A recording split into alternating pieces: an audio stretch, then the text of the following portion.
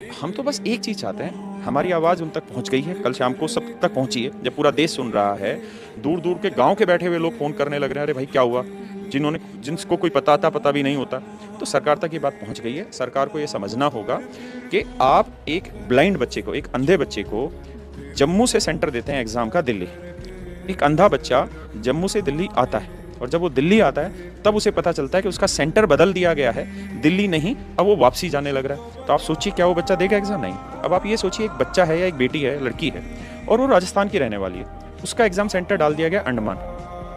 अंडमान जाने का कितना खर्चा लगेगा? आज के टाइम में फ्लाइट भी करेगा 20-25 हज़ार रुपये मिनिमम खर्चा लगेगा।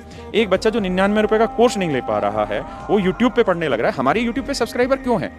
कोई हम आप लोगों की तरह कोई न्यूज़ चैनल की बातें थोड़ी बताते, करंट अफेयर थोड़ी बताते, हम पढ़ाते हैं यूट्यूब पे फ्री खड़े होकर वहाँ पे। तो बच्चा इसलिए हमसे 80-90 लाख जुड़ा हुआ टर्नओवर मिले। अब सोचिए 25,000 रुपये एक बच्चा या बच्ची देगी और जो यहाँ से दिल्ली से जाएगा, राजस्थान से जाएगा अंडमान, कैसे पॉसिबल हो सकता है? उस भारत के गाँव से जहाँ आज भी लड़की को अकेले नहीं निकलने दिया जाता है, लड़की के साथ उसका भाई जाएगा या उसकी माँ जाएगी, और आप उससे उम्मीद कर रहे हैं कि एक लड़की वहाँ जाए और फिर एसएससी की तरफ से जवाब ये आता है कि हम अपने टाइम पे धक्के खा के जाते थे। अरे सर, आप अपने टाइम पे धक्के खा के जाते थे तो आप अपनी औलाद को भी तो एक दिन धक्के खिला दीजिए, एक दिन उनको भी तो भेजिए।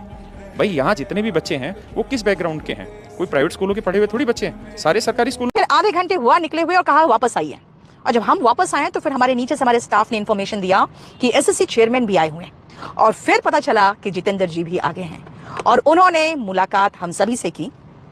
हम लोग 4 लोग थे, मैं थी, आभास सर थे, राकेश यादव और अभिनय सर, हम चारों से उनकी मुलाकात हुई। और वहां पे एसएससी के जो चेयरमैन थे वो थे और हमारे मंत्री जी और उनके भी कुछ पर्सनल स्टाफ थे। जब हमारी बातचीत शुरू हुई तो सबसे पहला हमने जो प्रॉब्लम रखा वो रखा इंफ्रास्ट्रक्चर का, कि वहां पे तबेलों में इंफ्रास्ट्रक्चर है, यानी कि लैब्स जो हैं बहुत बुरी हालत में है। तो उन्होंने इस इंफ्रास्ट्रक्चर का जो हम लोगों ने एक्सप्लेनेशन दिया तो उन्होंने क्वेश्चन किया चेयरमैन से।